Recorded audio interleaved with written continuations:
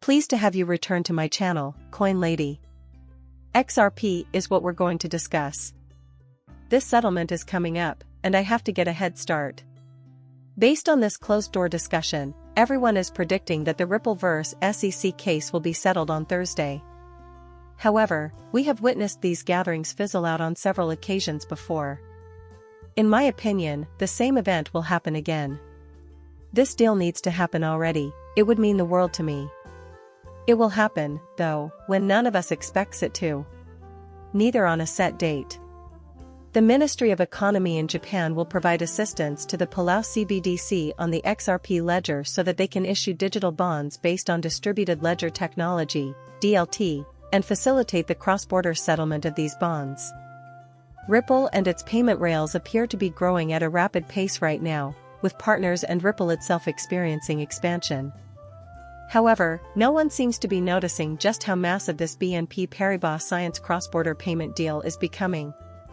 In order to improve their cross-border payment solutions, BNP Paribas and an international have established a strategic alliance. On behalf of European businesses and customers, more than 25 international mobile partners can now take payments using Ally Pay, thanks to BNP Paribas' acquired service. Blockchain Overview Talk, increasing evidence that Ripple and Stellar are equally useful for institutions. BNP therapists. Although most people assume that only banks have access to Ripple, Stellar is actually an open protocol for institutions. XRP and XLM are assets held by institutions that individual investors were fortunate enough to get their hands on. However, Stellar is also heading in that same path. Together, they are aiming for the same thing, and Ripple is taking steps to bank the unbanked. Our only luck is that we were able to get in at the time we did. In 2021, Trump's vice presidential nominee, J.D. Vance, admitted to possessing 100,000 to 25,000 Bitcoin. Instead of purposefully enabling an elected official to do the opposite, more elected officials should be doing what Brad Garlinghouse says, viewing technology as a means to extend American exceptionalism. According to the headline, Trump's vice presidential nominee is a Bitcoin supporter, but when you listen to his speeches, he emphasizes the cryptocurrency's practicality. Additionally, I agreed with his assessment of Gary Gensler, as Gary is employed by major financial institutions. Because they are also being paid by the large banks, Gary works for a small group of politicians that wish to dismantle cryptocurrency. On October 17, 2018, Ripple was at the White House in Washington, D.C. Trump associates previously had meetings with Ripple. Bill Clinton, who served as President of the United States for 2 months, was the featured speaker at the 2018 Ripple Swell Conference. Further into the year 2021, Ripple has appointed Rosie Rio, a former U.S. Treasurer who served from 2012 to 2016 under Obama, to its board of directors. Along with the year 2022. In 2023, Michael Warren, who worked in the administrations of 2 U.S. presidents, was welcomed to Ripple's board of directors. Lauren, a former official in Obama's White House, was chosen to head up the company's public policy efforts. The connections between Ripple's and the White House are clear. Additionally, it is well known that Trump was collaborating with Ripple as early as 2018.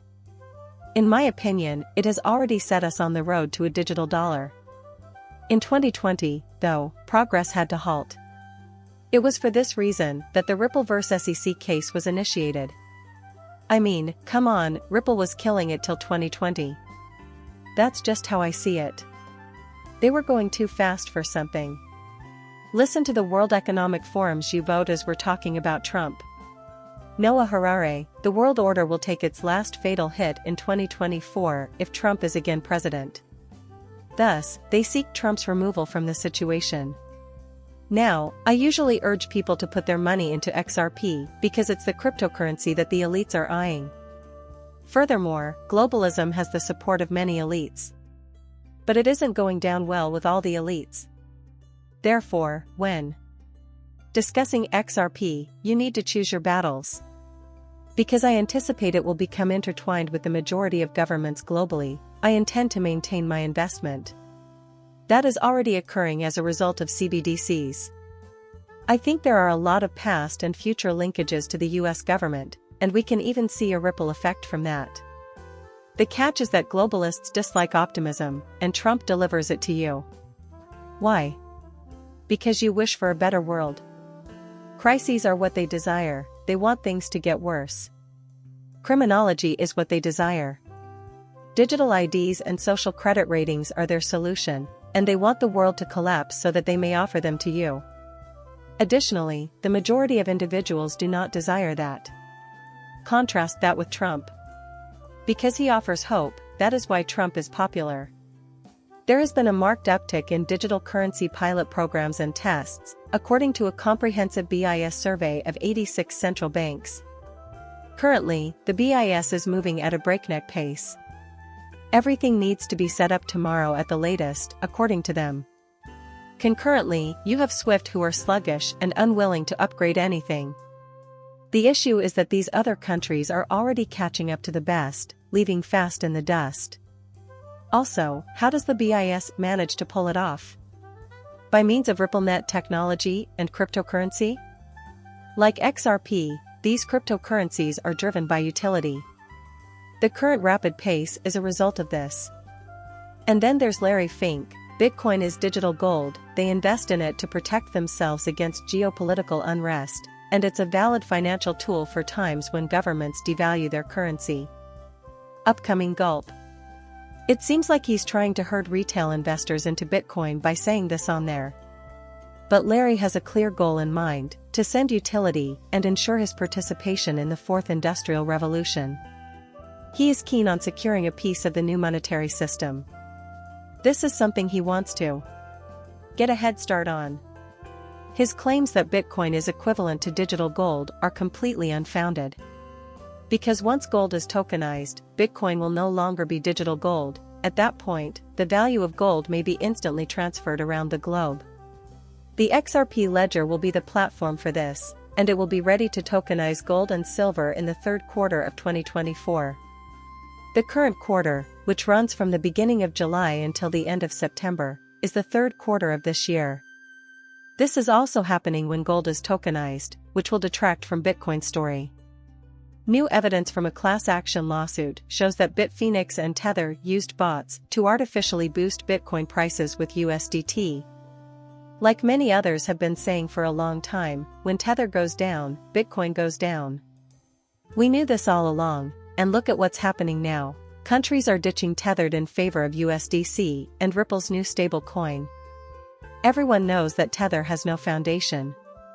They are aware that Tether is associated with fraud and illegal activities. Time will eventually come when Tether collapses, taking Bitcoin down with it. This is something we must prepare for.